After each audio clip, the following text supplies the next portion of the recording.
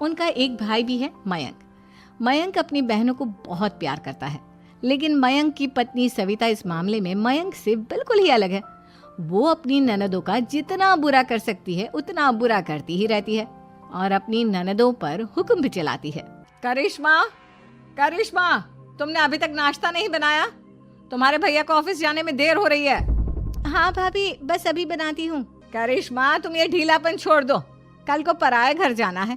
वहाँ अगर तुम इस तरह से काम करोगी तो लोग क्या कहेंगे कि माँ ने और भाभी ने कुछ सिखाया नहीं। और तुम्हारी दोनों बहनें कहाँ हैं?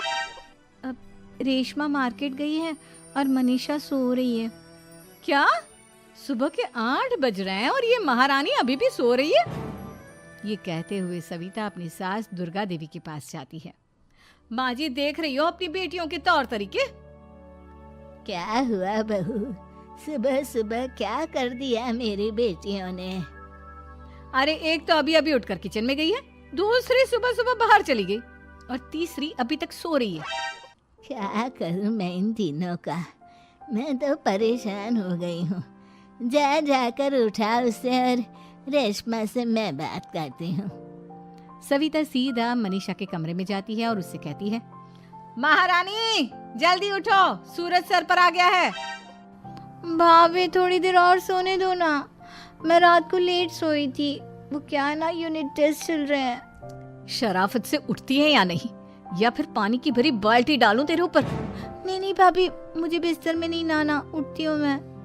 मनीषा जल्दी से उठकर बाथरूम में चली जाती है। सभी आराम से बैठकर नाश्ता कर रहे होते कि तभी रेशमा बाजार से हाथ में सामान लिए आ जाती है। रेशमा को देखते ही सविता उस पर बरस पड़ती है। लो, आ गई महारानी। ऐसा भी क्या सामान लाना था जो सुबह आंख मलते ही बाजार की तरफ रवाना हो गई? भाभी, कल आप ही तो चीख रही थी कि घर का सारा सामान मुझे ही लाना पड़ता है, घर में किसी को भी किसी काम से कोई लेना देना नहीं है। अब मैं बाजार जाकर सामान ले आई तो आपको इस बात से भी तकलीफ हो रही है? देख रही हो माँ जी, अपनी बेटी की जुबान कैंची से भी तेज चलती है। और मयंक, आप तो कुछ कहेंगे नहीं अपनी लाडली बहन को। रेशमा, अपनी भाभी से ऐसे बात नहीं करते, चलो माफी मांगो। भैया, मैं क्यों माफी मांगू? आप भाभी से बोलिए ना कि हम पर कम हुक्म चलाया करे। हम इस घर की बेटियां हैं और आपकी पत्नी की ननद है, नौकरानी नहीं। लो कर लो बात। इनकी भलाई के लिए कुछ भी बोलो तो इन्हें बुरा लग जाता है। इस घर में यही इज्जत है मेरी। देख लो माँ जी, आपकी बेटी किस लहजे में मुझसे बात कर रही है। सविता वहां से चली जाती है। मयंक को बहुत गुस्सा आता है, वो भी वहां से चला जाता है। फिर करिश्मा रेशमा को समझाती है, रेशमा, तुम्हें भाभी से माफी मांग लेनी चाहिए थी ना। लेकिन दीदी, मैंने कुछ किया ही नहीं, तो मैं माफी क्यों मांगू? हाँ करिश्मा दीदी, रेशमा दीदी जैसे ही घर में आई भाभी ही उन पर चिल्ला रही थी। हाँ, मैं मानती हूँ कि गलती भाभी की थी। मैं तो इसलिए बोल रही हूँ कि भाभी ने माँ को तो पूरी तरह अपने वश में कर लिया है। वो हमारी बात सुनती ही नहीं। मयंक भैया हमारे लिए हमेशा खड़े रहते हैं, इसलिए उनकी बात का मान तो तुम्हें रखना चाहिए था ना। कोई फायदा नहीं दीदी, कुछ दिनों की बात और है, भाभी उन्हें भी हमारे खिलाफ भड़का देंगी। फिर वो भी माँ की तरह हमारी किसी बात का विश्वास नहीं करेंगे। इसी तरह सविता अपनी तीनों ननदों को किसी न किसी बात पर परेशान करती रहती थी।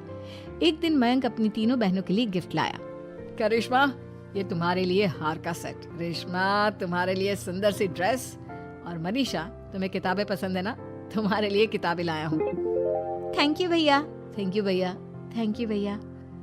करिश्मा, तुम्हारा नेकलेस कितना सुंदर है, ये भैया कहाँ से ले आए होंगे? मैंने भैया को 3 दिन पहले फोन पर ये डिजाइन दिखाया था और आज भैया ये ले आए। सविता तो अपनी ननदों के गिफ्ट्स देखकर जल गई और करिश्मा का नेकलेस तो उसे भी बहुत पसंद आया था।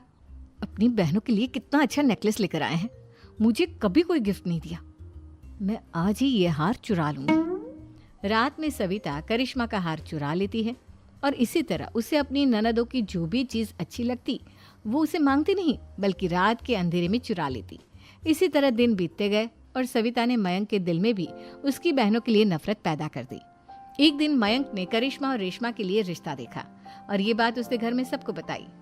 माँ, करिश्मा और रेशमा के लिए बहुत अच्छा रिश्ता आया है, वो लोग कल इन्हें देखने आ रहे हैं। आप और सविता मिलकर सारी तैयारी कर लेना।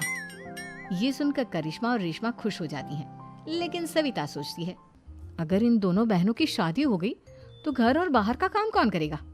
मनीषा तो एक नंबर की कामचोर है, उससे तो किसी बात की उम्मीद लगाना ही बेकार है। मुझे इस शादी को रोकना होगा। अगले दिन सभी लड़के वालों के स्वागत की तैयारी करने में लगे होते हैं। तभी मयंक अपनी बहनों से आकर कहता है, तैयार हो गई तुम दोनों? देखो दोनों लड़के बहुत अच्छे हैं, मैं कोई कसर नहीं छोड़ना चाहता, इसलिए तुम उनके सामने अच्छे से बिहेव करना और अपनी भाभी से लड़ने मत लग जाना। करिश्मा, तुम वो नेकलेस पहन लो ना जो मैं तुम्हारे लिए लाया था। भैया मैं बहुत देर से वो नेकलेस ढूंढ रही हूँ, लेकिन मुझे मिल ही नहीं रहा। क्या तुमने नेकलेस खो दिया? तुम्हें पता भी है वो कितना महंगा था? तुम कोई काम ढंग से नहीं कर सकती। मयंक गुस्से में वहां से चला जाता है। थोड़ी देर बाद लड़के वाले भी आ जाते हैं। वो दोनों बहनों को पसंद कर लेते हैं और रिश्ता पक्का हो जाता है। लेकिन सविता के दिमाग में तो कुछ और ही खिचड़ी पक रही थी। वो पंडित जी के पास करिश्मा की कुंडली लेकर जाती है और उन्हें पैसे देकर करिश्मा की कुंडली बदलवा देती है। जब लड़के वालों के पास करिश्मा की कुंडली जाती है तो वो दुर्गा को फोन करते हैं। बहन जी, हमने करिश्मा की कुंडली अपने पंडित जी को दिखाई थी। आपकी बेटी की कुंडली नहीं बल्कि दोषों का पिटारा है। देखिए, मैं और मेरे पति इन सब बातों में बहुत विश्वास करते हैं, इसलिए हम आपकी बेटी से अपने बेटे की शादी नहीं करा सकते। इस तरह करिश्मा का रिश्ता टूट जाता है और सभी घर वालों को बहुत दुख होता है। अब कविता सोचती है, चलो करिश्मा का तो रिश्ता टूट गया, अब रेशमा का भी रिश्ता तोड़ना है। क्या करूं? अब सविता आवाज बदलकर किसी अननोन नंबर से रेशमा के होने वाले ससुराल में फोन करती है। हेलो, मैं कौन हूँ कौन नहीं ये आपके लिए जानना जरूरी नहीं। बस इतना सुन लो कि रेशमा का 2 साल से किसी के साथ अफेयर चल रहा है। बस रेशमा का रिश्ता तोड़वाने के लिए सविता का इतना कहना काफी था। अब रेशमा का भी रिश्ता टूट गया। मयंक और दुर्गा देवी ने रेशमा को खूब खरी खोटी सुनाई और उससे बार बार उस लड़के के बारे में पूछने लगी। आप दोनों मुझे क्यों परेशान कर रहे हो? अरे कोई लड़का होगा मेरी लाइफ में तो मैं बताऊंगी ना, जब कोई है ही नहीं तो कहाँ से लाऊं मैं कोई लड़का? तो तेरे होने वाले ससुराल वालों को फोन किसने किया था? माँ मैं नहीं जानती किसने फोन किया था, मैं सच कह रही हूँ। मैं तो पहले ही कह रही थी इसकी लगाम खींच कर रखो, लेकिन मेरी सुनता ही कौन है। आप चुप रहिए भाभी, ये सब आपका ही किया धरा है। अब तीनों बहनों को विश्वास हो जाता है कि ये सब उनकी भाभी ही कर रही है। तीनों बहनें अपनी भाभी को सबक सिखाने के लिए एक वकील कर लेती है और घर में हिस्सा मांगना। देखो भैया, माँ बाप की जायदाद में जितना बेटों का हक होता है उतना ही बेटियों का, इसलिए इस घर के 4 हिस्से होंगे और हमें अपना हिस्सा चाहिए। मैंने तुम्हारे लिए क्या क्या नहीं किया और तुम इस घर में हिस्सा मांग रही हो?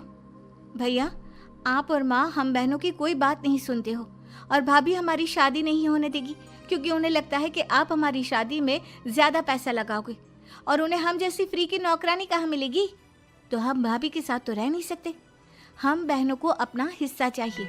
अरे तुम्हें शर्म आनी चाहिए अपने भाभी पर ऐसा इल्जाम लगाते हुए।